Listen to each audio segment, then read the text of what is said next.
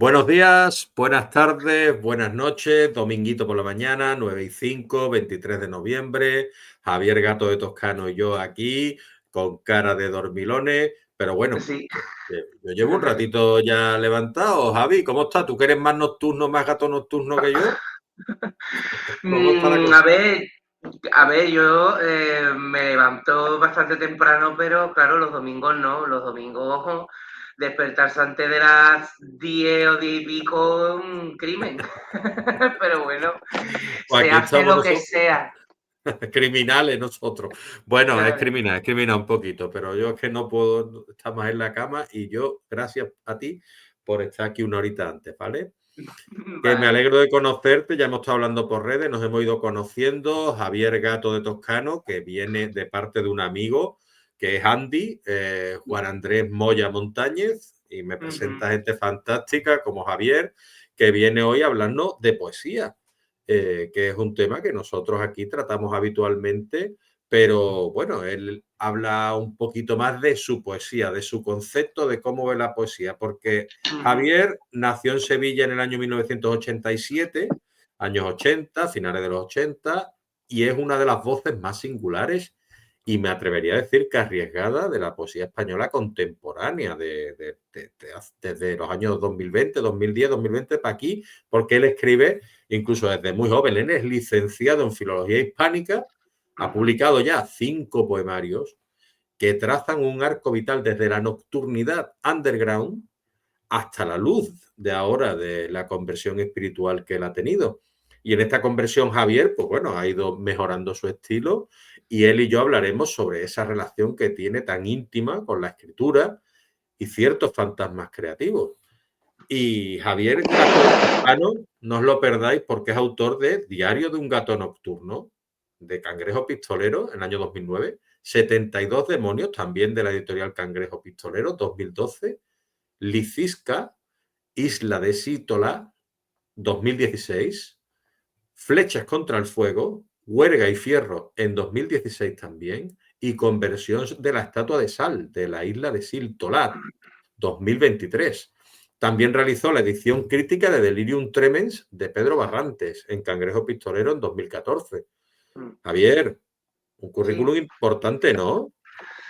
No sé, yo no. A ver, yo empecé muy pronto, muy joven, con 20, 21 años yo empecé en esto, pero claro, no sé, tampoco lo veo muy importante. No sé, me imagino que habrá gente. Bueno, también te digo, en cuanto a libros, de gente de mi generación, o sea, de los nacidos entre el 81 y el 95, yo creo que no hay nadie tan prolífico aparte de Luna Miré. O sea, los demás pues habrán publicado 2 libros, uno, 4. Bueno, no, perdón, Berta García Faé también ha escrito bastante, sí, pero no, sí, Berta García Faé los 5 libros los tiene seguro o más, vamos. Pero sí, en ese aspecto sí, ahora en el aspecto aparte de escribir, de otro tipo de méritos, por desgracia, tengo poco. Se me cortaron cuando dejé el mundo de la literatura en 2016 y luego cuando he vuelto en 2023 no, ya perdió la silla. Bueno, pero estamos aquí para hablar del terreno literario. Y en el terreno literario, pues tú tienes ya 5 obras publicadas. Tú tienes 38 años, 37, 38 años, no está 38, nada sí. mal.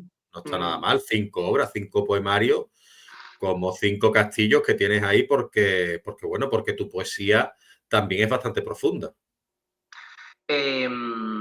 Bueno, vamos, sí, a lo mejor queda un poco como pretencioso decir, uy, mi poesía es muy profunda, pero es que es profunda, pero sí, es que hay que decirlo.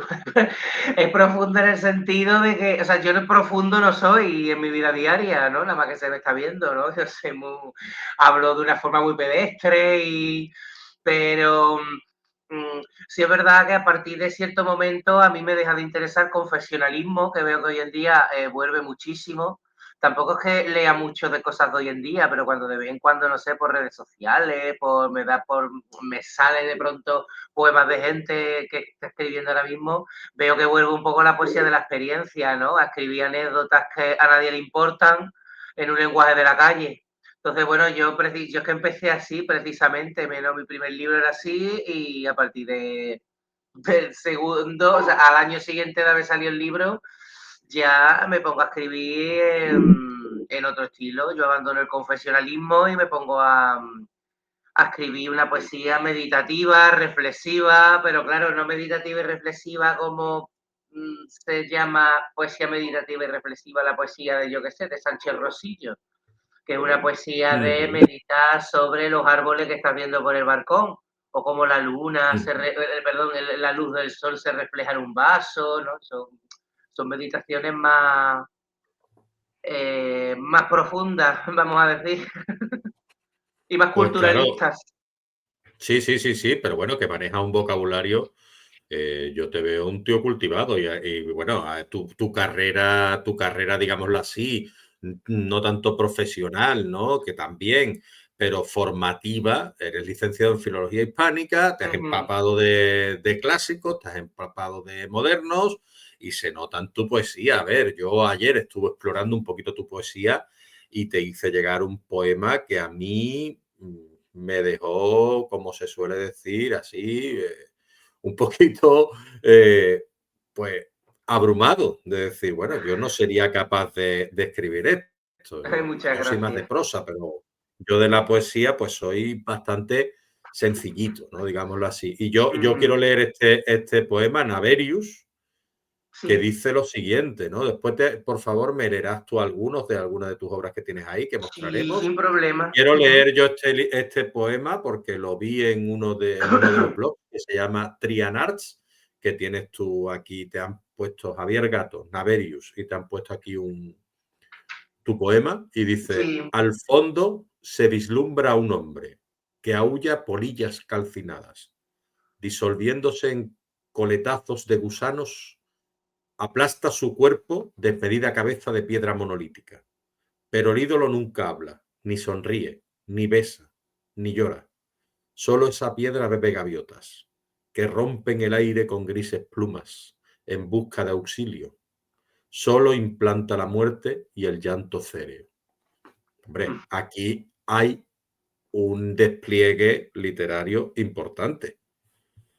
sí, bueno, me estoy dando cuenta ahora porque lo estaba leyendo aquí en el libro original y Ujú. veo que en Trianarts han quitado 2 versos que había en el poema. Yo no sé si es porque la mujer los quitó, que me extraña que lo haga, o si es que yo en aquel momento dije: "Ay, mira, estos 2 versos quítalos", que no me acuerdo porque ese blog, a ese blog lo subió eso como hace, yo qué sé, 10 o 10 y tantos años.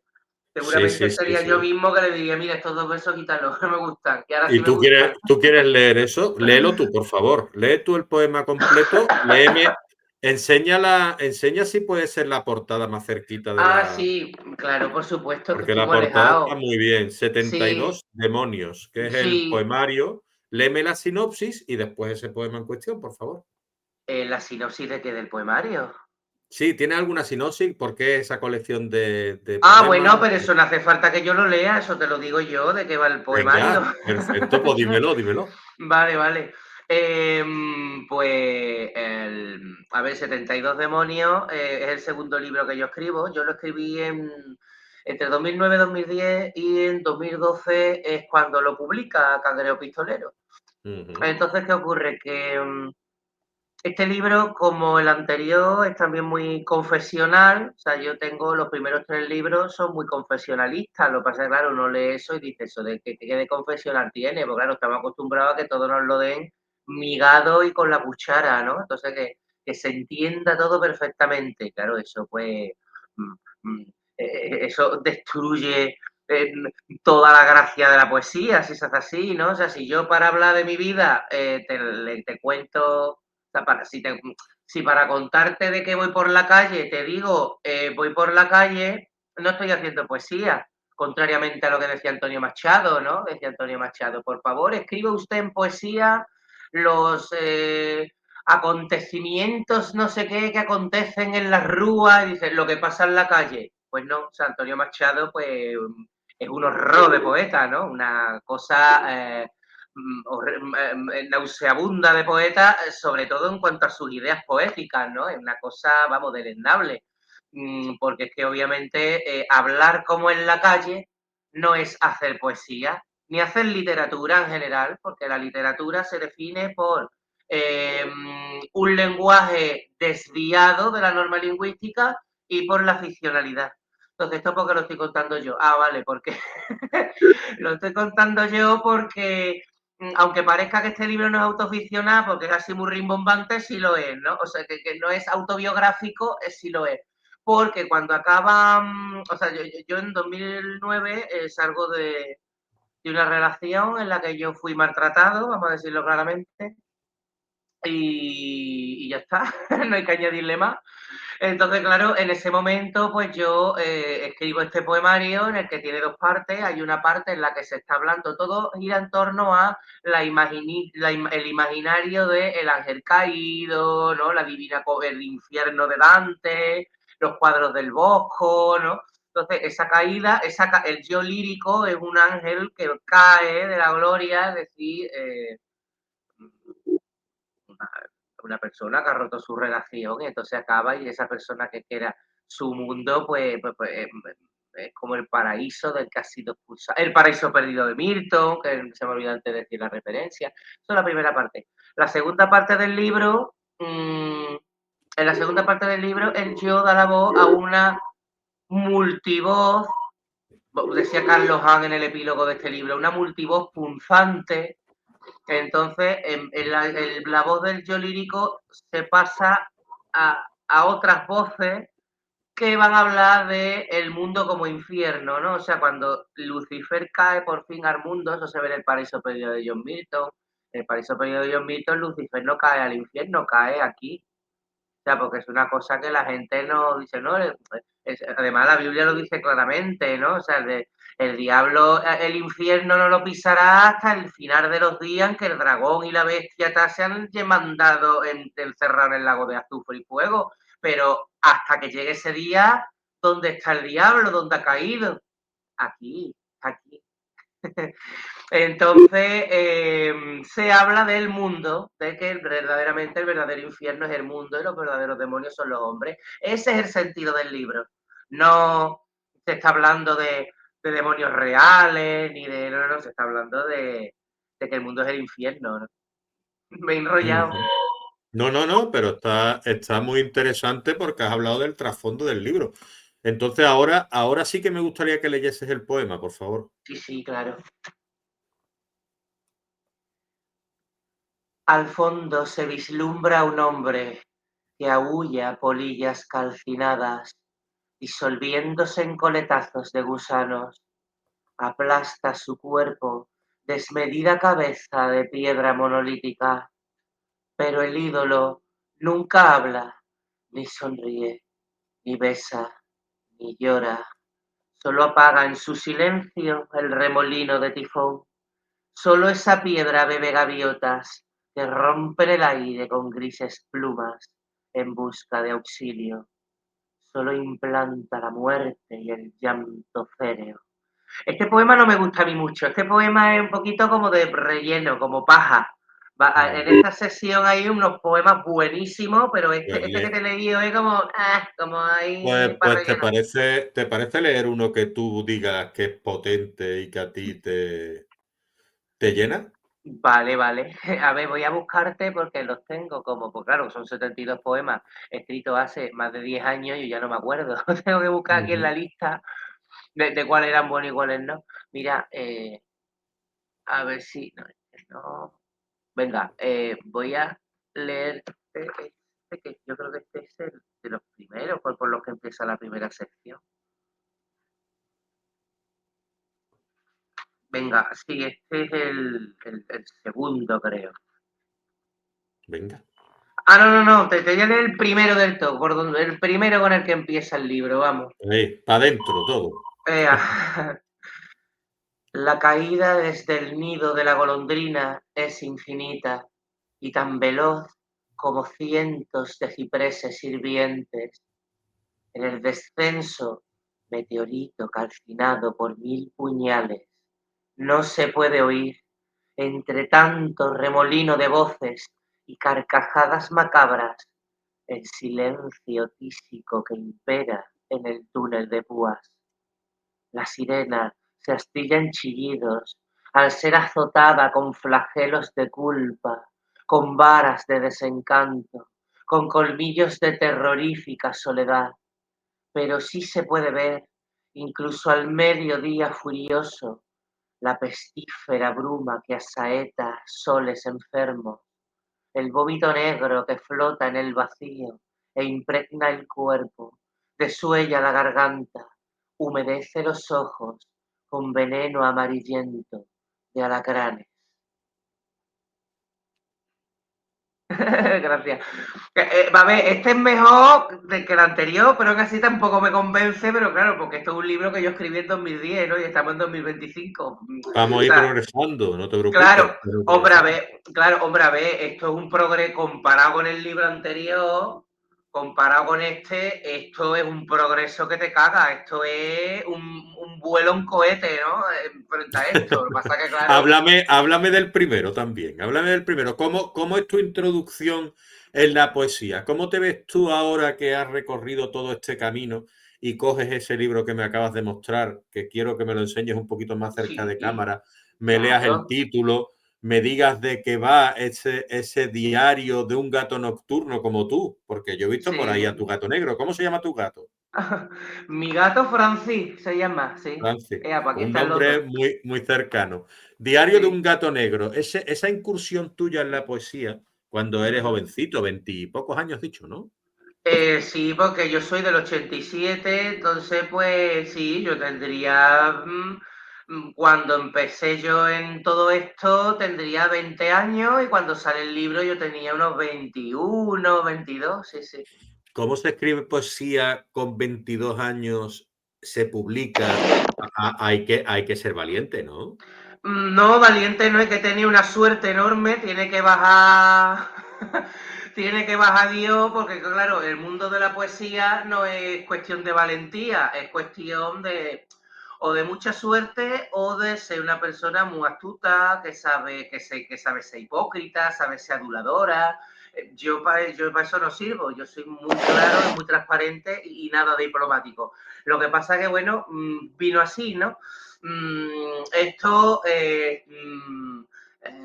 lo cuento yo muchas veces, ¿no? Fue de casualidad, fue como en la movida madrileña que había mucha gente que tocaba y estaba en grupos y había ido al conservatorio ni saber ni rasguear una guitarra, simplemente iban por el rastro de Madrid.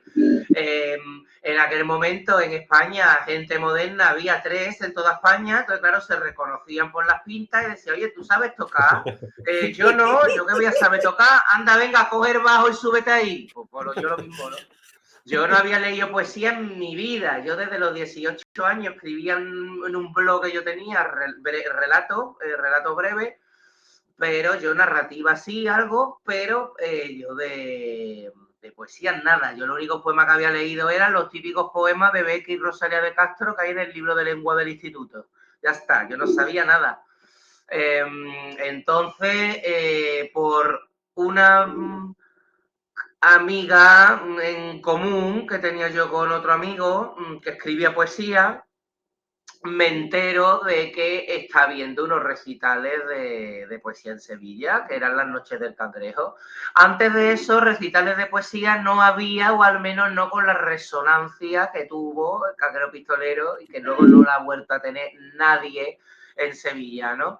Eh, Puede que hubiera en Sevilla antes cosas, pero vamos, a mí lo que me dicen, o lo que a mí me decían con 18 años, yo cuando con 18 19 años preguntaba, ¿y en Sevilla en el recital de poesía? Me decían, mira, en Sevilla lo único que hay es las noches del baratillo, que las noches del baratillo es una gente sentada en una mesa, así muy seria, una mesa redonda, todo allí sentado, contra de chaqueta, y leyendo poemas de ay mi virgen, ay mi gran poder, ay mi girarda, ay mi geranio en los balcones. Vamos, una ranciedad y una casposidad que te muere.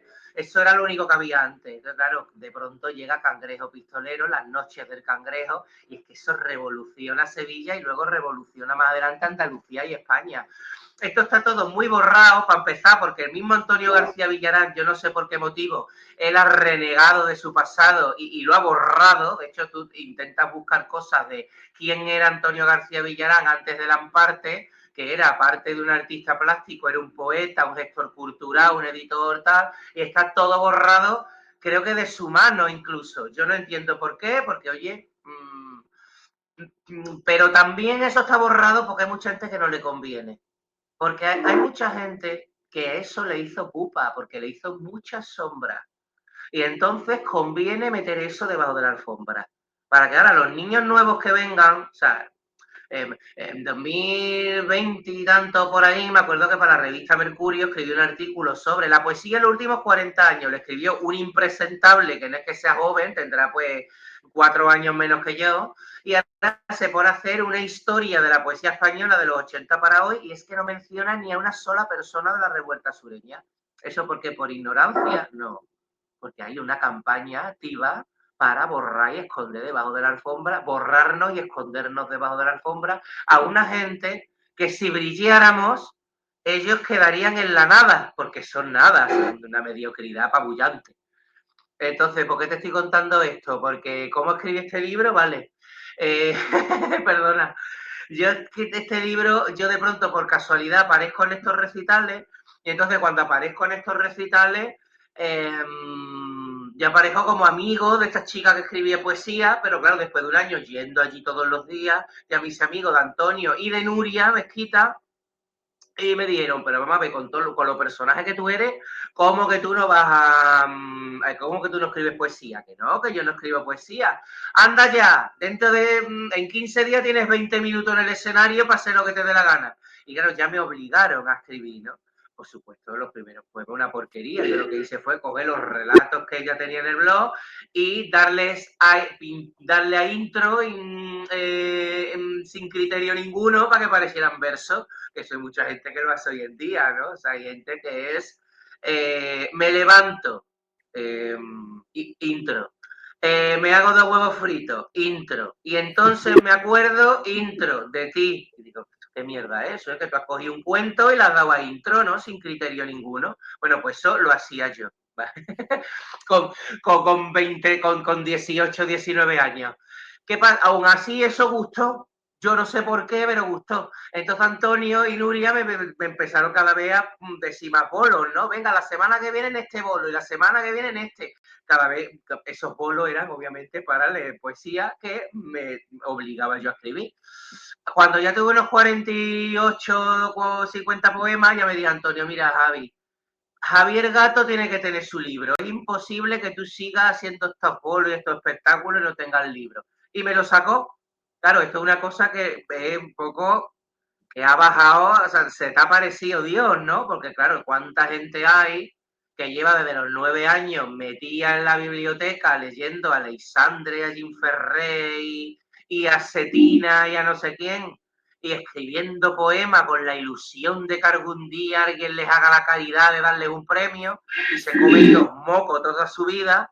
Y ahora llego yo, que no había leído ni un poema en mi vida, que vengo de un polígono, de un aste, de una rave, totalmente advenedizo, y llego, me siento, hago así y me publican un libro. Pues claro, eso hizo un daño que te muere.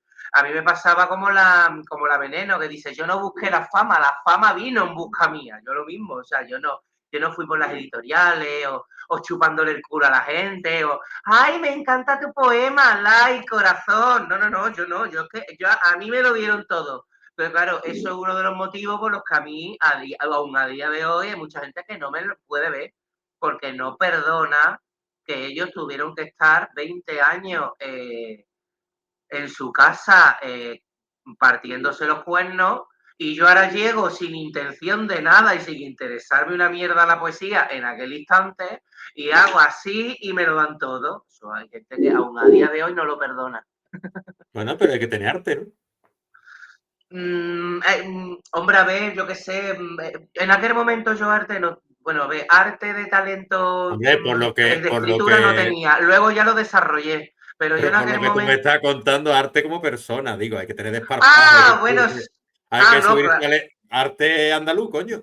Hay que subirse al escenario, tener desparpajo, presentarse delante de la gente, defender tu texto y decir, a ver, tal y como me lo estás contando, tú al final tienes el valor, aunque no queramos llamarlo valentía, de subirte a un escenario, de que te lancen un guante, de tú decir, allá voy, te subes, recitas y la gente, pues al final gustas y sigues llenando, digámoslo así, eres un reclamo de ese local en el cual recitas, la gente va y al final esa persona decide hacerte un poemario. Bueno, pues ole tu huevo, ¿no?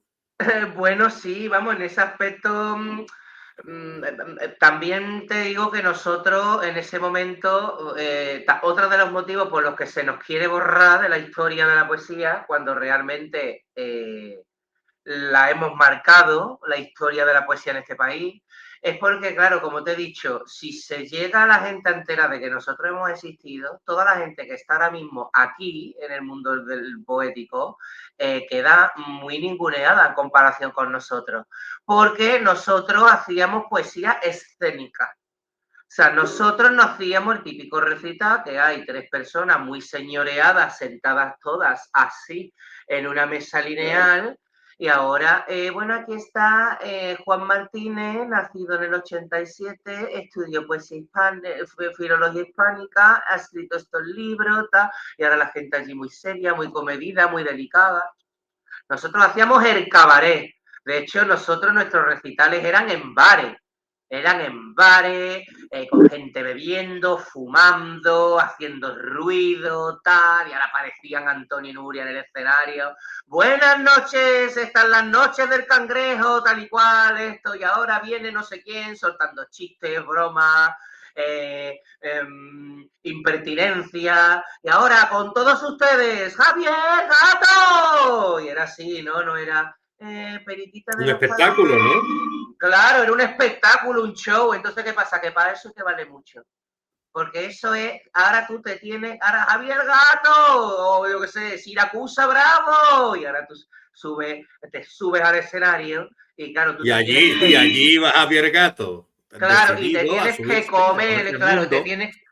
sí, te tienes que comer el escenario. Entonces, ¿qué pasa? Que la típica niña delicadita, de voz de infrasonido, con el fularcito y los colores pastel, que está estudiando el máster de profesora de secundaria para ser profesora de lengua de instituto, pues muy bien peinadita y la perlita aquí, pues claro, ¿qué pasa? Que es que niñas así, que son el 80% de las, y niños, de ese tipo, que son el 80% de los poetas de este país, pues claro, para eso no valen, entonces son barridos. Entonces no conviene que la gente se entere de que existe una forma de hacer poesía que es esta, porque es una poesía muy polivalente para la que no vale nada todo el mundo, porque no basta con que tú escribas bien, es que también tienes que recitar bien, tienes que tener presencia en un escenario, te tienes que comer el escenario. Entonces, ¿cuánta gente hay que es que no sabe ni leer? Ya no es que no sepa hacer una performance, que no sepa, es que no sabe ni recitar. Claro, el mismo, me duele decirlo, pero el mismo Perallín Ferré, que es un poeta de los más grandes que ha habido en este país, pero Perallín Ferré es gangoso, o sea, parece del chiste de Arévalo. Perellín Ferré, tú no lo escuches leer porque vamos. Eso es una cosa que queda una compasión tremenda. Y como Perellín Ferré, te digo, un montón de gente, ¿no? Que, que escribirá muy bien, pero no sabe leer. Entonces, claro, yo desde mi punto de vista, pues claro, el poeta, y desde el punto de vista de todos los que hemos participado en esto, un poeta no es un escritor solamente. El poeta es escritor, recitador, todo esto, porque así lo ha sido desde el siglo VIII antes de Cristo. Esto de que el poeta es una persona que escribe cosas y las pone en un papel, es una cosa pues, del 19 para adelante, no, de bien entrado el 19 para adelante. Antes no, antes el que no supiera recitar y leer bien y performar en un lugar público, ese no era poeta. Será, pues bueno, no sé, prosista, un periodista. Es un nombre, ¿tiene un nombre, algún tipo de nombre el movimiento este que tú me estás hablando, de vosotros en concreto? Este movimiento en general en Sevilla se llamó la Revuelta Sureña porque implicaba las Noches del Cangrejo, el Festival de Poesía de Sevilla llamado Perfo Poesía y la editorial Cangrejo Pistolero. También se llamó mucho la Perfopoesía. ¿Qué ocurre? Que yo prefiero hablar de poesía escénica porque hay mucha gente que hace esto pero no lo llama perfopoesía. O sea, yo creo que al final llegó como a haber un consenso, ¿no? Antonio y Nuria sacaron un libro de ensayos, un libro conjunto de artículos, en el que al final creo que se llegó al consenso de que se podía llamar perfopoesía. Pero, ¿qué pasa? Que hay cosas como la polipoesía, como el spoken word, como una serie de tendencias que se pueden considerar perfopoesía, pero ellos mismos no se llaman así. Entonces, bueno, quizá un término incluso aún más englobador de la perfopoesía es poesía escénica.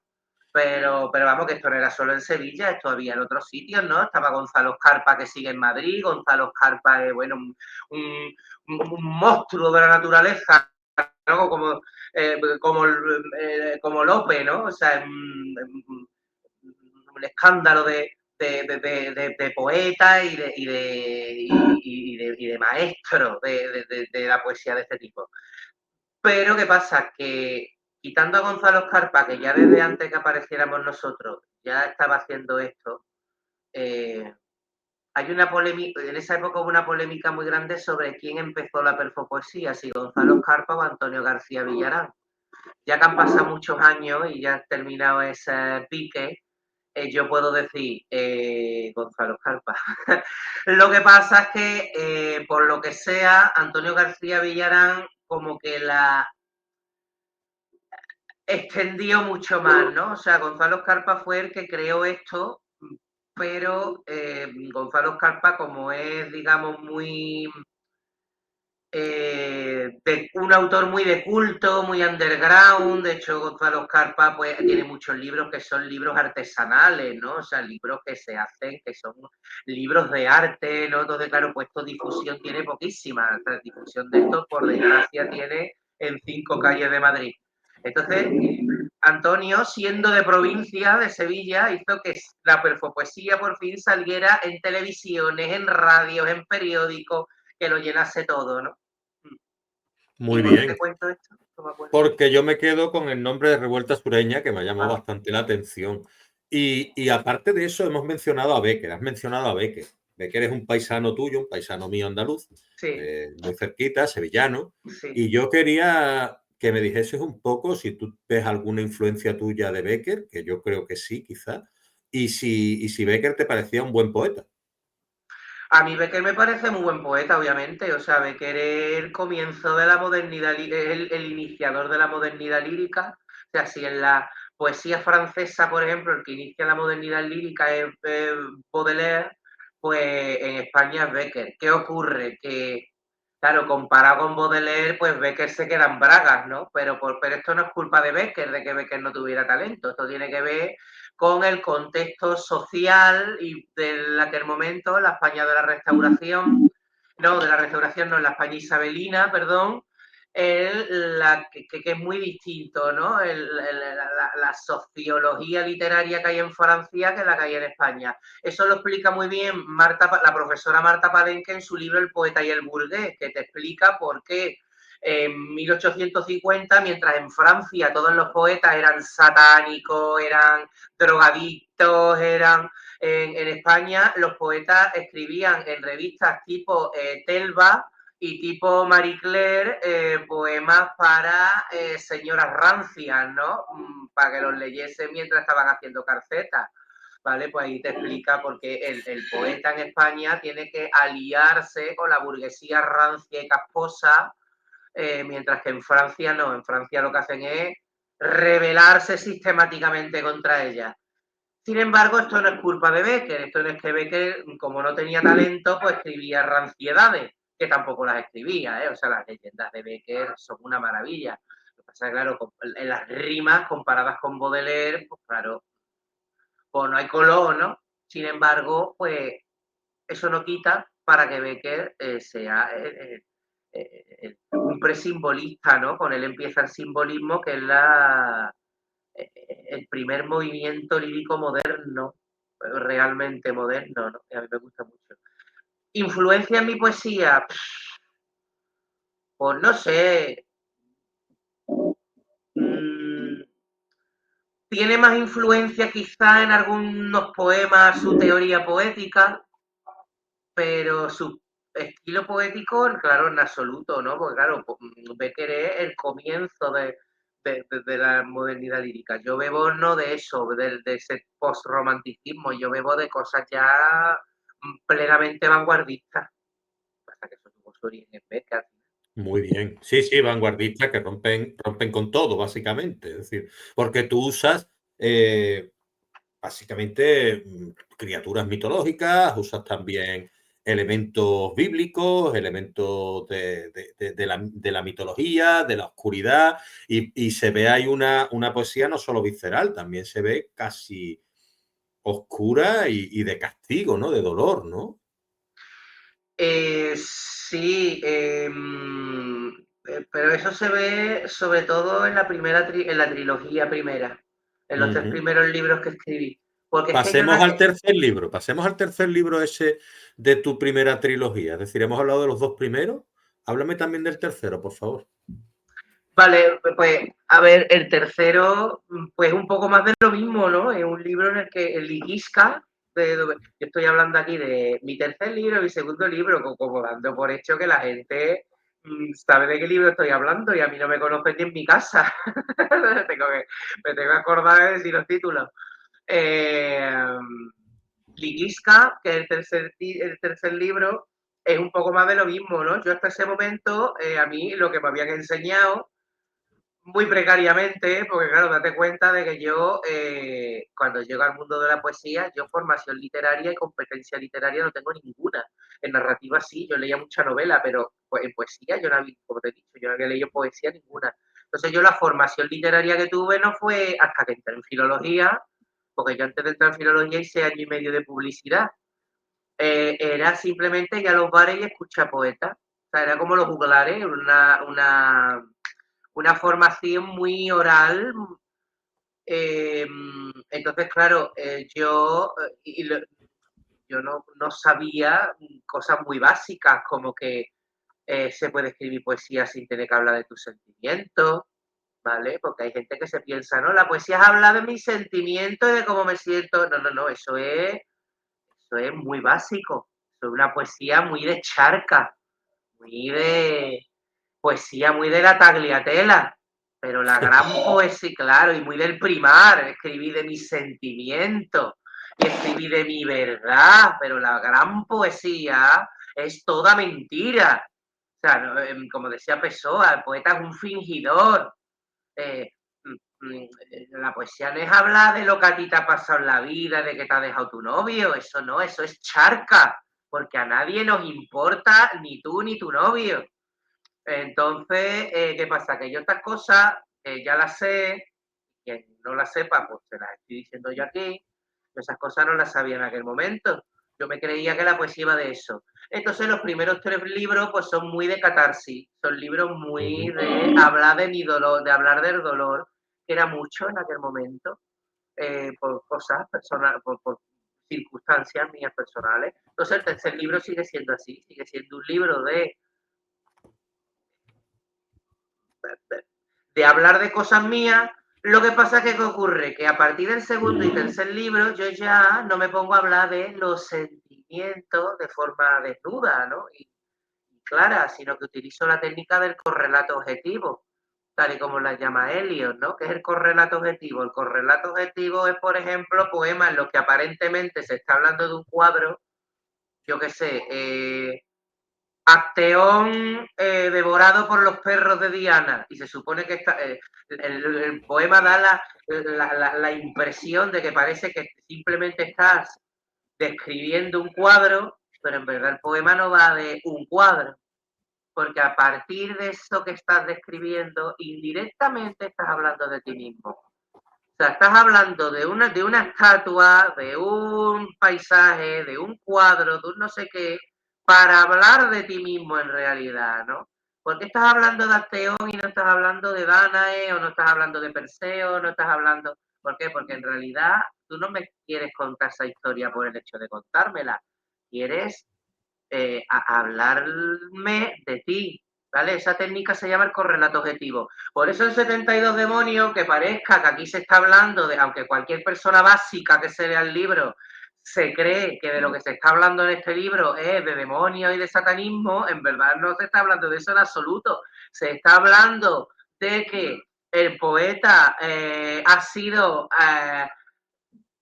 desechado después de una relación de malos tratos violentísima, y que ahora se encuentra totalmente privado de la gloria y privado de la felicidad para siempre y desesperado, y se encuentra, y para no tener que afrontar ese dolor, porque ese dolor llevaría a la muerte, lo que intenta es desviar ese dolor hablando del dolor de la sociedad, de personas de esa sociedad, ¿no?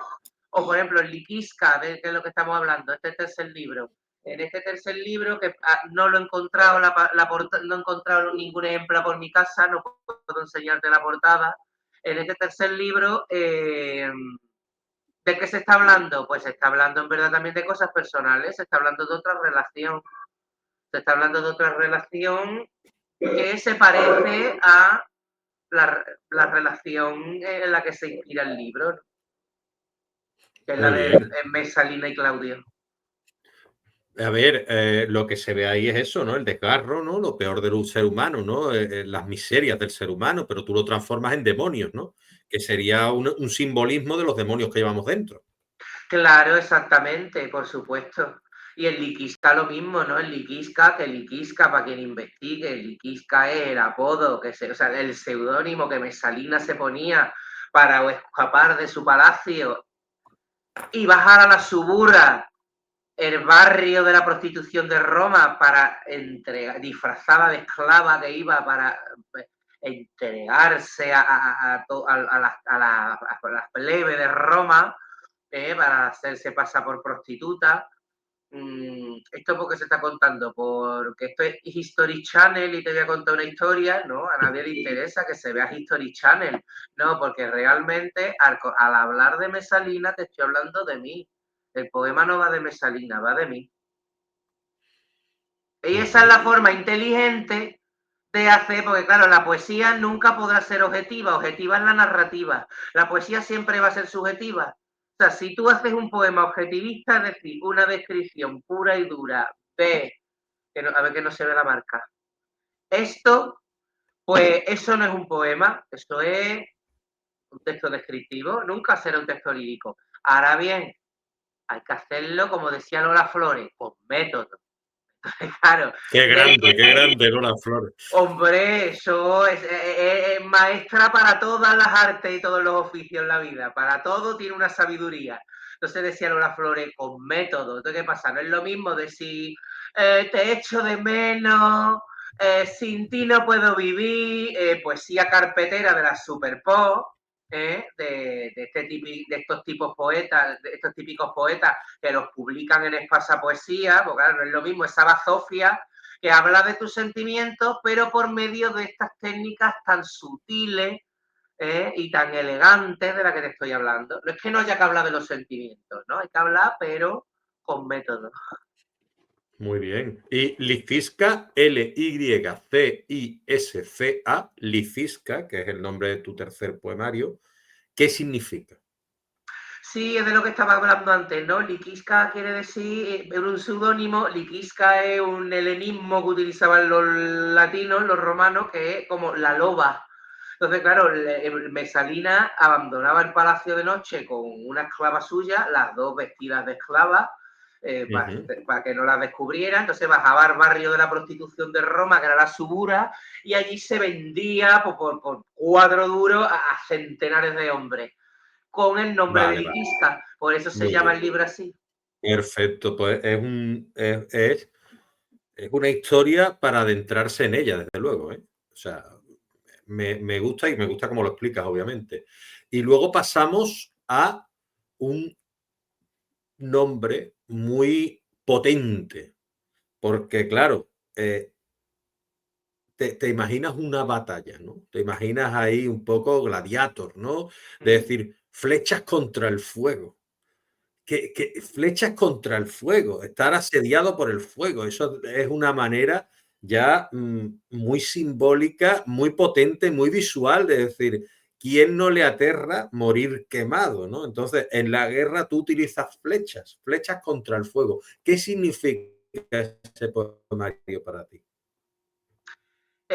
Bueno, pues Flechas contra el Fuego es un libro que yo durante muchísimo tiempo no conté esto hasta que hace 2 años voy una vez a una charla que dio Berta García Faé aquí en Sevilla. Y entonces contó que es que ella tiene libros que son realmente como reescrituras, o sea, traducciones al verso de libros de otras personas. De hecho, los salmos fosforitos o algo así, creo que sí, los salmos fosforitos de Berta García Paez, creo vamos, ya lo dijo, ¿no? Es un libro de ella que es una versión de Trilce de César Vallejo. O sea, ya ha cogido César, por lo visto, yo no me leí el libro, pero parece ser que los salmos fosforitos han surgido porque ella se coge Trilce de César Vallejo y dice, a ver, Trilce 1, voy a hacer un cover, una versión de esto. Entonces, claro, cuando ella declaró eso, dijo, pero esto se puede decir y que la gente encima te aplauda, que no te diga que eres un ladrón, que eres un plagiador, que no tienes talento, que no tienes imaginación, que, que eres una mierda pinchar un palo, que por hacer esto te aplauden. Pues yo lo voy a decir a partir de ahora.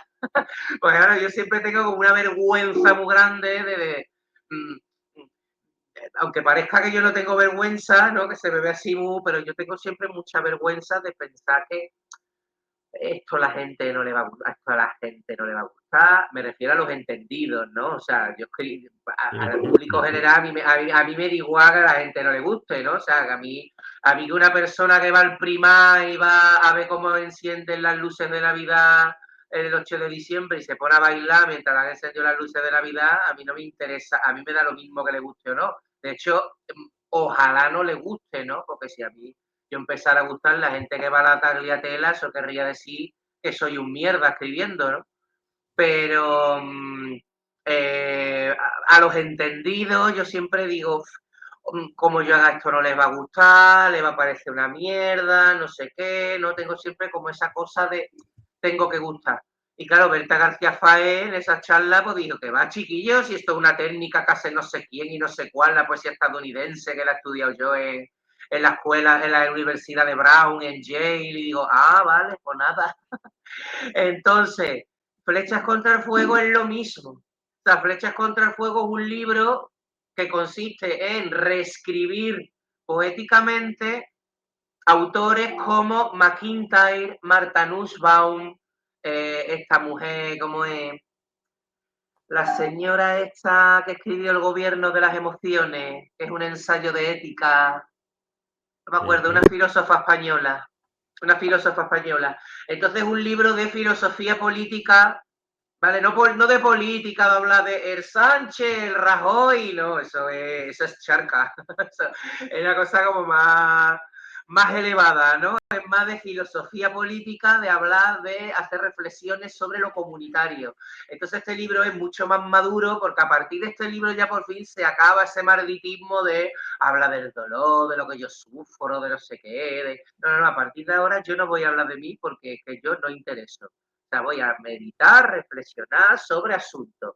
En este caso, Flechas contra el Fuego, de los asuntos de los que se está hablando, es de cómo el ser humano, en concreto, o sea, cómo la ética pasa por la comunidad. O sea, toda ética tiene que estar sujeta al bien común.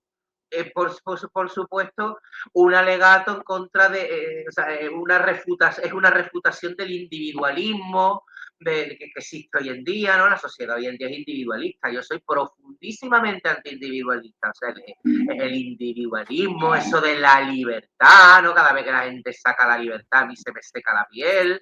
No hay mayor monstruo que la libertad, como se entiende hoy en día. O sea, esa palabra no puedo ni oírla. Entonces, claro, pues ese libro va de eso. ¿Y por qué se llama Flechas contra el fuego? Porque la flecha es un símbolo del aire, de la dirección, del pensamiento, el fuego que es la pasión, ¿vale? Entonces esta señora, que no me acuerdo cómo se llama, esta filósofa política, tiene un libro que se llama El gobierno de las emociones. Es un libro sobre cómo la ética debe consistir en refrenar pasiones como las del individualismo, el egoísmo y tal. Victoria Camps. Esta Victoria Camps. Entonces, si el fuego es la pasión, la ética es que nuestro pensamiento, nuestra razón, nuestra espada, nuestras flechas sitien al fuego. Los sitien de forma circular, círculo que es la comunidad, tal, en fin, no me enrollo. Muy bien. Y después ya viene tu último poemario, del que vamos a hablar ahora, que se llama Conversión de la estatua de sal. Que es un título Sí. potente, pero ya simbólico, que ya en sí es casi, contiene un poema, que no sé si algún título de este poemario se llamará así. No, Conversión. es así se llama el título, no hay. Luego a lo largo del Muy libro bien. no hay más alusiones a esa estatua.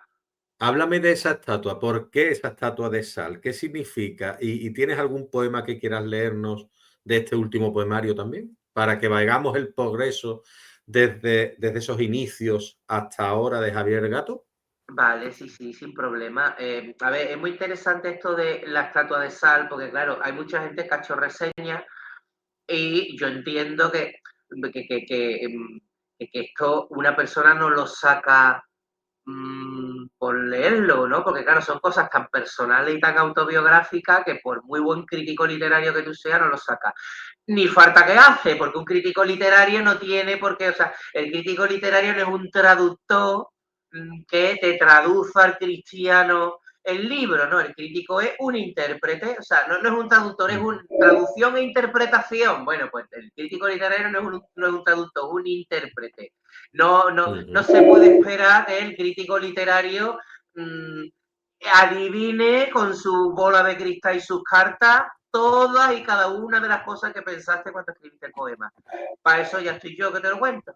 Entonces, ¿qué pasa? Que muchos críticos literarios hablan de la estatua de Sale, la mujer de Lot, que como quiso mirar a Sodoma de nuevo, a su pasado, mientras salía de Sodoma, se convirtió en estatua de sal y tal. Entonces, pues sí, obviamente, claro, la estatua de sal es la mujer de Lot. Pero en este caso, ¿por qué se habla de la estatua de sal que se ha convertido? O sea, ¿por qué es de sal? Aparte de porque lo pone en la Biblia, pero ¿por qué se escoge ese símbolo? Porque la sal es un polvo blanco, ¿no? Pues yo como la cocaína. Entonces, claro, en verdad el libro, y esto es una exclusiva que doy aquí, que nunca la he dado. Y aquí queremos exclusiva.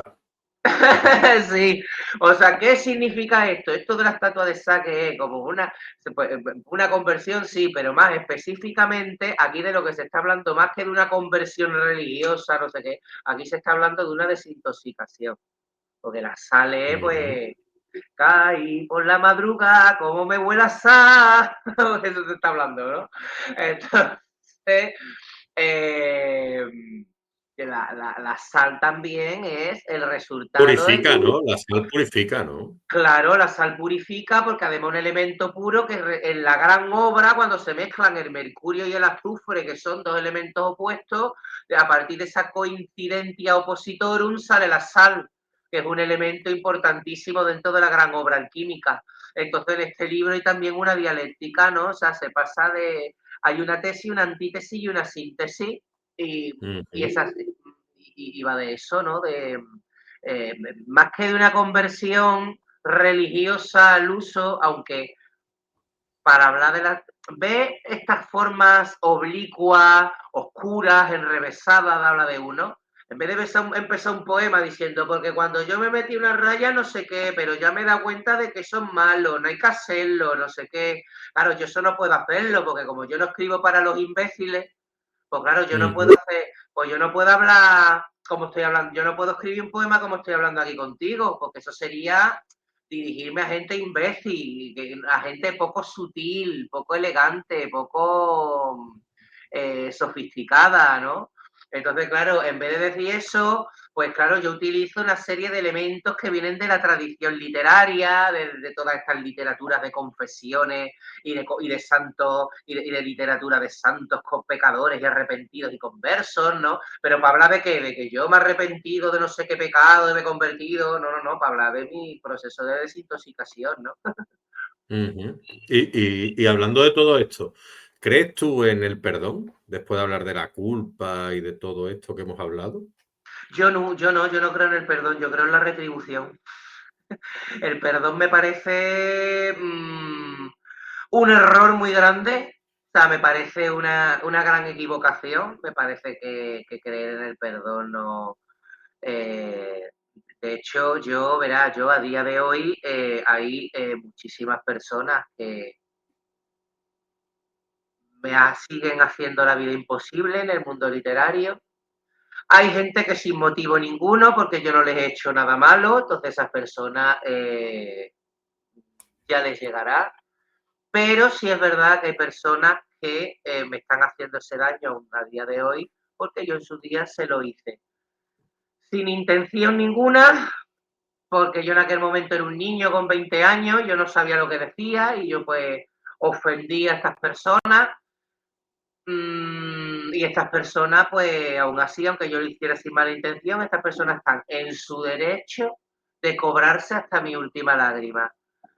En mi opinión me parece un poco forzado, porque claro, verá, es que han pasado ya 20 años, todavía 20 años después que yo te dijera esas cosas, por mucho que a ti te humillaran en público y tal, aún así, todavía no he pagado la deuda. Me parece no injusto ni me parece mal lo que esta persona tenga que estar vengándose, me parece desproporcionado. O sea, esta persona está en su derecho de vengarse de mí. Y bravo porque me estés vengando de mí. Si yo te hiciera eso en público y no te vengara, dijera, ah, bueno, yo no me ofendo, no sé qué. Eso sería darle energía a esa persona. Si tú dijeras eso, yo te despreciaría. Me parecerías una cucaracha pisoteable. Me invitaría a que te siguiera pisoteando. Pero si tú me haces eso y te vengas de mí, te respeto y te admiro, aunque me estés Ujú. jodiendo. Claro.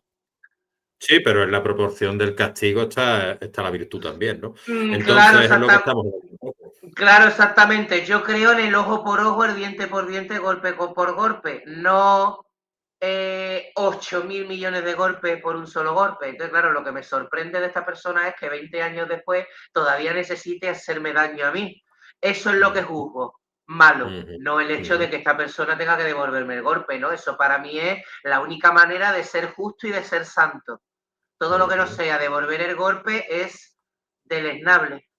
ujú. Y hemos hablado de un poquito de todo tu recorrido poético, de esas criaturas mitológicas, de ese dolor, ese desgarro que puede llegar a provocar la poesía tuya en el lector. ¿Tú crees que la escritura debe tener un componente reivindicativo?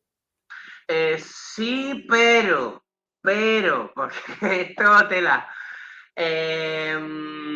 Reivindicativo solo si esa reivindicación es lo bastante original y es lo bastante, a ver cómo te digo, bueno, sí, lo bastante original y por supuesto está dicho de una manera que abre a la reflexión y abre al interrogante. ¿Por qué te quiero decir esto? Porque hay mucha gente charca que se cree que está siendo reivindicativa y lo que está haciendo es escribir panfletos. O sea, una poesía reivindicativa no es que tú me hables en un poema de obviedades, porque es que los trabajadores, que no sé qué, o los negritos que se mueren en el estrecho, el melodrama, ¿no? Pobres, que hay alguien que vaya a pensar en los niños, los niños de Gaza, y me lo digas así, pero así, literal, o sea, no utilices un símbolo, no utilices un enrevesamiento, no, que me lo diga así, encima me lo explique y me diga, porque eso está mal, porque eso no se tiene que hacer, como si yo tuviera 5 años. Perdona, no insultes mi inteligencia, porque yo no tengo 5 años para que tú me estés explicando a mí que los niños de Gaza se mueren y que son malos, eso no se hace, porque yo hace muchas décadas que salí de la guardería. Entonces, para eso me voy a comisiones obreras y que me den un panfleto. Entonces, esa poesía reivindicativa, eso es mierda pestilente. Ahora bien, ¿qué es una poesía reivindicativa interesante? Una poesía que reivindica cosas muy originales o bien cosas que no sean tan originales en el sentido de que mucha gente la reivindica, pero que esté reivindicada de una manera original y muy abierta a la reflexión y muy abierta al interrogante. O sea, que no sea una poesía de tesis, en que yo te digo, el capitalismo es malo, pero así con esas letras. Y claro, yo me quedo como, sí, y, o sea, ¿qué me lo estás diciendo a mí o me lo estás diciendo a la cobaya esta que tengo aquí? Porque eso es mensaje para cobaya. Entonces, porque eso es tan obvio que es para cobayas. O sea, dime que el capitalismo es malo, que concuerdo en eso, pero dímelo de una manera que a mí me rompa la cabeza, que a mí me haga pensar en otras muchas cosas, que esa idea tan obvia y tan clara me lleve aquí, aquí, aquí, aquí, que me haga pensar que, o incluso no, que yo incluso después de todo eso, pues haya alguien que diga, no, pues no me parece malo el capitalismo si en vez de cumplirse así, se hace así, así, así. Pero ahora bien, que me vengas tú a mí, como la señorita de la guardería o como la de educación especial, a hablarme a mí de obviedades, eso a mí me ofende. Entonces, claro, yo esos poemas no puedo posar mis ojos en ellos, ¿no? Porque me asquean. Y cómo, ahora que nos acercamos ya al final, afrontamos un par de preguntas en las cuales te pregunto por tus proyectos literarios futuros. ¿Cuáles son? Bueno, pues he escrito un libro después de Conversión de la Estatua de Sal, que está ya en una editorial. Está siendo leído y aprobado en estos momentos. No puedo decir qué editorial ni puedo dar más detalles porque no por nada, a mí me encantaría, yo soy un libro abierto, pero por desgracia hay muchos hijos de puta que no sé por qué motivo, porque yo no les he hecho nada nunca, eh, pero me la tienen jurada y me la tienen sentenciada, y es gente que basta que yo abra la boca y diga una cosa para que me destruyan lo poquito que yo intento hacer para levantar la cabeza. Entonces no puedo hacerlo, porque es que van olfateando todo lo que hago eh, para rompérmelo, pero que eso está en la editorial. Y en estos momentos pues estoy escribiendo poemas sin mucha prisa, ¿no? Para el 7.º libro, que también será de poesía. Más adelante yo tengo ganas de escribir teatro, de escribir novela, del por fin, a ver si de una vez escribo una novela y no me limito al relato, ¿no? No va a ser siempre lírica. Prometo escribir de más género literario, pero bueno. El teatro se te puede dar bien, ¿no, Javier? A ver, la poesía, ¿qué relación le ves tú a la poesía con el teatro? ¿Es una manera de expresar a través de los personajes poesía, el teatro? ¿Ese drama? Sí, lo que pasa es que el teatro es el género más difícil, me refiero a la literatura dramática, ¿sabes? Porque es que no me voy a entrar en eso porque no nos da tiempo, pero bueno, ya eso es para otra ocasión. El No, teatro a tiene... ver, tiempo daría si tú tienes tiempo, puedes hablar. No, yo sí tengo tiempo, lo que pasa es que no te importa que como nos Tú pasamos ya de respondes, la hora, si quieres, si te he hecho la pregunta, no, si te he hecho la pregunta, responderás sin problema. vale. No, que el teatro hoy en día, ¿qué ocurre? Que por desgracia hoy en día literatura dramática no hay. O sea, lo que hay es teatro. Esto es una cosa que empieza con el teatro de la crueldad de actor, el que dice que el teatro no puede ser literario, el teatro tiene que ser espectáculo puro. Entonces, ¿cuántas veces no hay? Entonces, claro, ya dramaturgos no hay dramaturgos. Ya lo que hay es un actor que se dirige a sí mismo y que escribe para sí mismo. Entonces, claro, pues entonces, haciendo así, ¿para qué coño voy a escribir yo en un texto acotaciones, por ejemplo? Pues mira, las acotaciones son importantes. Por ejemplo, yo que sé, Paco Becerra, Angélica Lidl, Rodrigo García, pues escriben textos que tú los lees y dices, esto no es un texto dramático, esto es un poema largo, porque para que un texto sea dramático tiene que haber paréntesis, entra por la puerta, fulano, coge un destornillador de una mesa y lo clava en la pared. Cierro paréntesis. Si no hay eso, si no hay acotación, eso no es un texto dramático. Pero eso se aprende en el instituto, ¿no, Javier?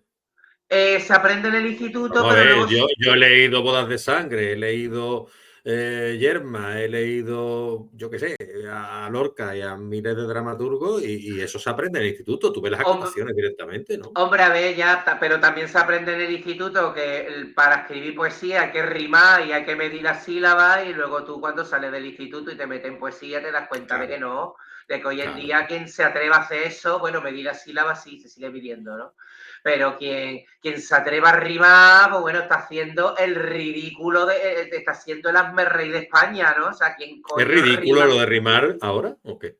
Hombre, totalmente. O sea, tú a una editoría, a menos que sea una editoría tipo, yo qué sé, ¿cómo se llama esta? ¿Tiene que ser verso libre y más todo, más, como tú decías, Libre, vanguardista o qué? libre no, o sea, tiene que ser libre no, porque la gente mide mucho los versos, ¿no? Yo mismo ya hoy en día los mido de vez en cuando, pero vamos, de vez en cuando, no es una cosa. Eh, pero verso blanco sí tiene que ser. Vamos, de hecho, tú a una editorial, a menos que sea una editorial tipo como es, no me sale ahora la revista, es una editoria con una revista que hay en Sevilla, que es una editoria del Opus Dei, en que publica gente muy rancia, sonetos y cosas, vamos, una absoluta compasión, ¿no? A menos que sean cosas así muy minoritarias y muy de nicho y muy de cuatro monos en un salón, tú a una editoría mandas un poemario que rima y eso va directo a la papelera de reciclaje. Pero las Y te canciones lo digo también no como siguen autor, rimando, ¿no? ¿qué? Las canciones siguen rimando también, ¿no? Las canciones sí, pero los poemas por escrito no.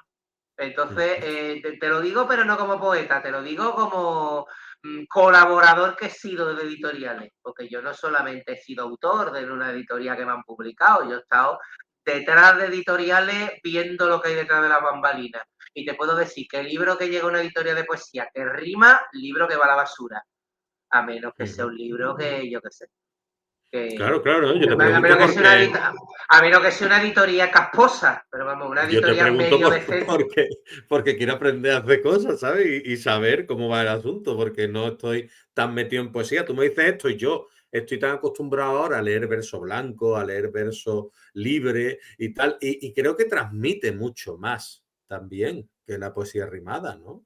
Hombre, claro, La totalmente. poesía rimada quizás sea más estética, pero este tipo de poesía que se hace ahora es mucho más funcional, llega más al corazón y al alma, ¿no? A mí la rima no me parece nada estética, me parece un horror, porque además me parece un soniquete que hay ahí. O sea, yo estoy de la opinión de que el poema tiene que ser, o sea, la gracia del poema, por decirlo de una forma muy pedestre, está en la imagen, no en el sonido. El sonido, por supuesto, también, ¿no? Porque la poesía tiene que tener una sonoridad, una musicalidad, pero no basada en la rima. La rima es que te apesta. Y eso, entonces, estas son cosas que tú no aprendes en el instituto. Por eso, lo que estaba hablando antes del teatro, en el teatro también te dicen, no, es que hay que poner acotaciones, porque es que, claro, no ve que la pone Lorca, porque claro, son muy de básicos. Luego,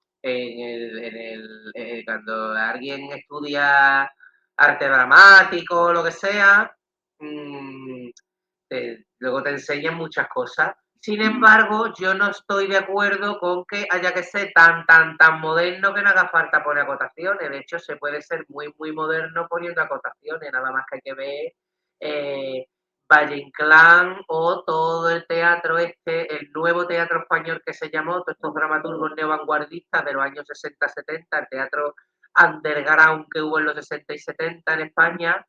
Mmm, en los que se usa mucho la acotación y de hecho el vanguardismo de la obra de teatro se basa precisamente en la acotación.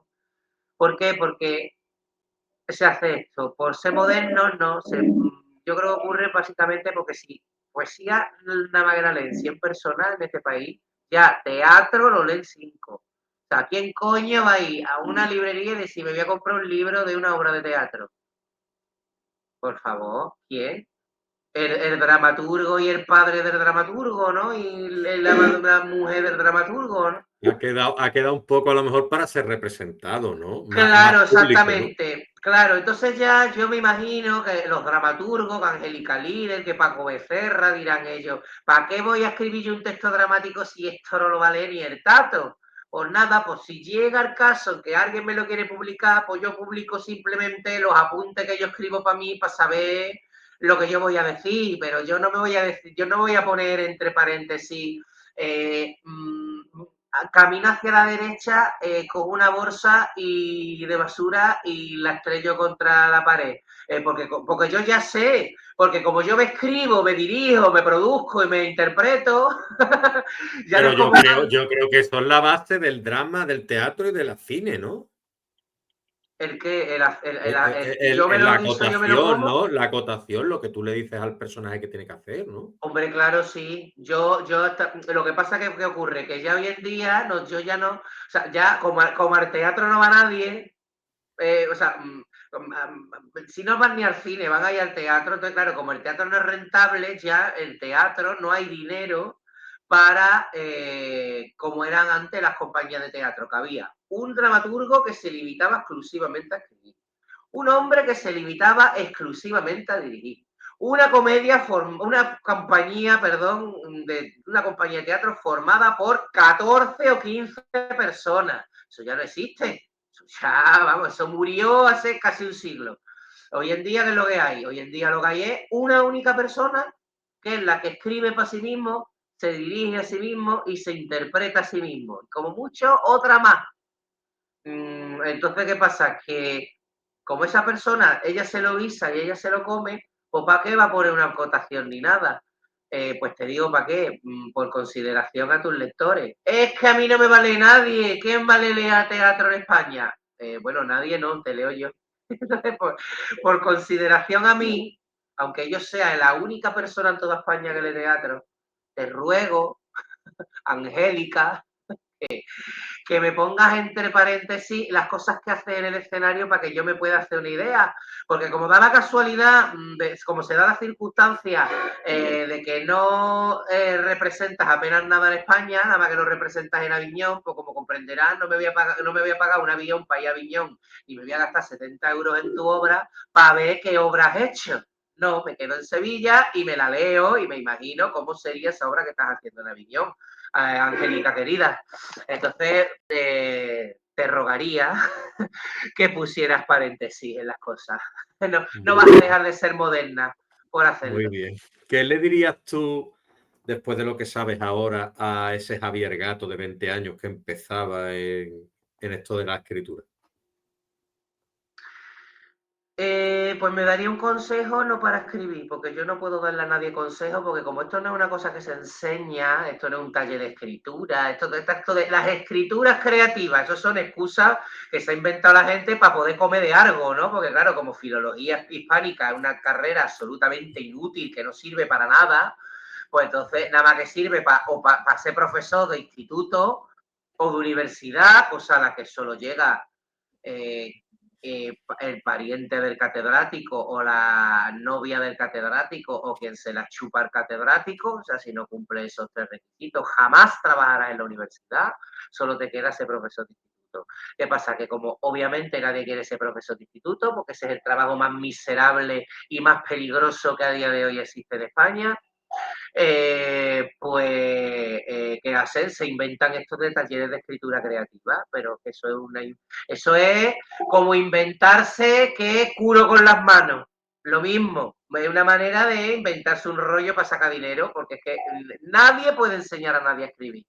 El único consejo que yo le daría a alguien que tenga ahora 20 años es sobre el mundo literario. Le diría que el mundo literario no es un patio de juegos, ni es el banco de un parque donde se comen pipas y se fuma un cigarrito y se bebe una litrona, ni es una discoteca. Esto no es para pasárselo bien con los colegas.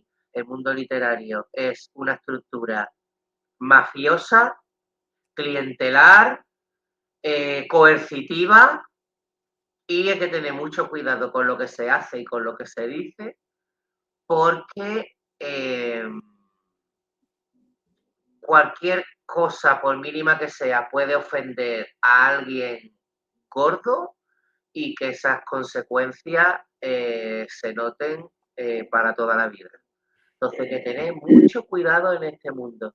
Y por supuesto, en este mundo hay que entrar siempre de entrada sin la ilusión esa de que yo voy a vivir de la poesía, yo voy a vivir de yo voy a vivir de ser poeta. Que de verdad, yo cuando me entero de eso, digo, pero bueno, yo digo, estas personas, entiendo que son personas especiales, ¿no? Especiales en el sentido de, no sé si me estoy expresando. No, a Y ver, no, sí, a ver, me estoy sueños. expresando.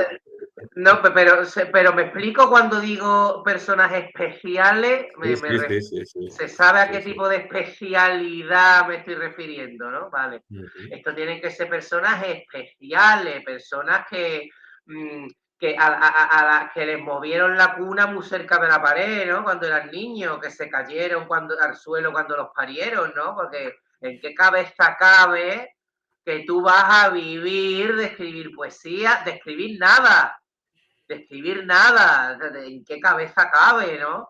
Entonces yo pues, le pediría a la gente que, para empezar, que no crea eso, ¿no? Porque eso denota un nivel de discapacidad Pero hay gente que lo bastante consigue, ¿no, mental. Javier? Hay gente que lo consigue, ¿no? Hay gente que consigue vivir, ¿Quién? hay escritores, ¿Quién? ¿no? Dime. Profesionales, ¿no? ¿Quién? Han Dime. ido ganándose Sí, el... dime un nombre, dime un nombre. Hombre, a ver, hay gente que ha pasado por este espacio que me ha hablado a mí y Benito Olmo el otro día me decía que vivía de la escritura. ¿Quién? ¿Benito qué? Benito Olmo, de Cádiz. De la escritura de qué género literario. Bueno, de prosa, de novela. Em, no sé quién es, tendré que mirarlo, pero verá, si no me suena, eso ya está indicando que no vive de la prosa. Hombre, a No ver. sé quién es, no sé quién es esta persona, pero posiblemente sea mentira. Otra cosa es que viva de que a partir de escribir novelas, eso le ha abierto puertas para escribir artículos en periódicos, para dar clases, para dar charlas, para presentar a gente cobrando, para que lo lleven a un festival de escritores en Hungría o no sé qué, y allí le pagan el manso. Ah, amigo, pero eso no es que tú vives de vender tus libros de poesía. O sea, porque eso en España reverte y ya está. Y poco más. Y reverte también porque no se limita a eso, porque es funcionario, o sea, es académico de la Real Academia y escribe en periódicos y todo. O sea, que ni eso. No Bueno, porque... yo ahí creo, a ver, evidentemente creo que hay escritores después que puedan ser traductores, que puedan ser tal, que puedan ser cual, pero ahí discrepo un poco, ¿no? El escritor profesional vive de la escritura, pienso yo, ¿no? Es decir, Pues, yo ha pasado gente por aquí que me ha dicho que es escritora profesional, es decir, y que vive de la escritura. Después que hagan traducciones y hagan cosas, bien. Y este chico Benito me dijo, yo no puedo decir que sea mentira que vive de la escritura, es lo que te quiero decir, ¿sabes? Ahí es donde voy. por ahí ha pasado mucha gente que dice que vive de la escritura y tú te la has creído, porque Hombre, la a gente es muy ver, si no fantástica. tienen otro oficio, pues yo me lo creo, yo no tengo por qué no creérmelo. Pero bueno, que cada Hombre, uno puede pensar lo que... los otros oficios que tienen pueden ser estos que te he dicho, personas Puede que ser, puede traducen, ser. personas No que digo escriben que no lo hagan. artículos, personas que son periodistas, personas que son profesoras, ¿no? El poeta profesor. O sea, el 99% de los poetas a que se dedican a dar clase de lengua en un instituto. Todos, Claro. todos, ¿no? Entonces, pero una persona que se dedica. Vamos a ver, también es que me estás hablando de narrativa. Bueno, en narrativa puede que no sea yo tan inflexible de eso es mentira, ¿no? Pues bueno, sí, puede haber narradores, pero vamos que Hombre, tampoco es. la poesía es más difícil dedicarse Más a ella. difícil no es Mucho imposible. más difícil, es prácticamente imposible. Ahí Imposible, estoy. prácticamente no, absolutamente imposible. Y ahí sí que me pongo yo férreo y a mí que me venga a mí aquí quien sea a decirme que no, que lo desmonto así. Yo a un narrador Sí, no lo puedo de desmontar más, yo a esta persona no la... vender poesía, libros, vender poesía. Es que, claro, hoy por hoy no hay ningún poeta que digas tú que yo sepa, ¿no? que así que me venga a la cabeza, que lo mismo lo hay, pero que se dedique solo a vender poesía, porque es un género que Vamos, se ha convertido. no lo hay ahora ni lo ha habido nunca. Mm. No lo ha habido nunca. O sea, estas cosas que hay ahora, esta polémica de Yolanda Castaño, que yo a Yolanda Castaño la adoro, porque Yolanda es un encanto de mujer, una mujer maravillosa. Lo que pasa es que, claro, Yolanda Castaño tiene una cosmovisión liberal de la vida, aunque ella quizás no sea consciente de ello, pero hay gente que se cree que es de izquierda, pero en verdad está siendo liberal, porque al final el liberalismo es la madre de todas estas cosas, ¿no? Todas las ideologías modernas. Entonces, ella parte de una idea liberal de que en última instancia, yo la quiero mucho, pero ella, pues, en ese caso, pues yo no comparto esa idea, ¿no? De que es que, claro, ser poeta es un trabajo, entonces habrá que vivir de esto, ¿no? Que hay de lo mío. Yo que estoy aquí matándome para escribir poesía para que a mí nadie me pague, no te pagan ni a ti, ni le pagaban a Homero, ni le han pagado a nadie en la historia de la poesía universal, cariño, a nadie. Por escribir, ¿eh? O sea, es verdad que los griegos pues contrataban a poetas, pero más que contratarlos como poetas, o sea, como escritores, los contrataban como performers, porque eran los escopas, eran juglares, ¿vale? Pero yo te digo, es que eso no ha existido nunca. Entonces, claro, pues sí es verdad que a lo mejor, vale, yo en narrativa no puedo ser tan tajante de si todo el que diga eso es mentira, no, puede ser que haya narradores que, pero vamos, yo te digo también, no porque estas personas no vendan libros, o sea, es que aunque tú vendas 100 millones de libros, el porcentaje que te queda a ti de beneficio personal es ridículo. Que hay que hacer O más sea, cosas, es lo que tú te refieres. Claro, te tienes claro, o sea, que. yo no, o sea, que nadie piense, o sea, que nadie se ofenda pensando que yo estoy aquí negando que la gente pueda vivir de la novela, porque es que a ti nadie te compra un libro. No, no, no, es que le puede pasar incluso al mismísimo Reverte, que es que aunque tú vendas 100 millones de copias de ejemplares de un libro, como de esos 100 millones tú lo único que te quedas es con un 10%, del cual a su vez la mitad se lo queda la María Jesús Montero, pues entonces, claro, ¿tú de qué coño vas a vivir? O sea, vivir, bueno, pues sí, pues te sirve a lo mejor para un cafelito, para tomarte un cafelito, para tomarte 3 copitas, pero tú con eso no pagas una casa, tú con eso no pagas no mantienes a una familia, ¿me entiendes? ¿No? Eso, pues, yo no, entonces, vivir de vender libros incluso en narrativa lo veo algo complicado, la Sí, verdad, sí, ahí hay muchas ramas. Hay que aunque si vendiera esto, que si la cientos película, que si tal. claro, aunque vendiera cientos de millones. Ahora bien, que por escribir novelas eso hace que tú ahora tengas 20.000 minijobs de escribir en sitios, corregir, traducir, dar charlas, que te inviten a bolos, a recitales, ahí ya me callo. Pero es que por eso en narrativa dejo un poquito la puerta abierta, pero en poesía, te digo yo, pero vamos, ya puede venir aquí el Muy Sursus difícil. Corda, que lo desmonto así. Eso es mentira e imposible en poesía. Nadie vive de la poesía. Y lo Muy diré, bien. pero vamos, hasta que me muera. ¿Y esto por qué venía? Esto venía porque nos vamos a despedir, bien. Que Ah, nos vale, hemos volado vale. un ratito, no pasa nada, no pasa nada. El otro día estuve con Andrés un ratito más. Pues nada, yo lo único agradecerte ya que hayas pasado por aquí el ratito que hemos tenido desde las 9 y algo, aquí hablando de poesía, de tu obra, de un poquito de todo y del panorama pues que tú ves en todo el tema de lo que es la escritura nacional e internacional. Y yo te agradezco tu paso por el espacio, por mi experiencia como escritor y que nos hayas contado tu experiencia y tus inquietudes. ¿Vale, Javier? Muchísimas gracias por darme un espacio. Encantado. Venga, hasta la próxima, ¿vale? Hasta la Hablamos. próxima. Venga, buen Adiós. domingo.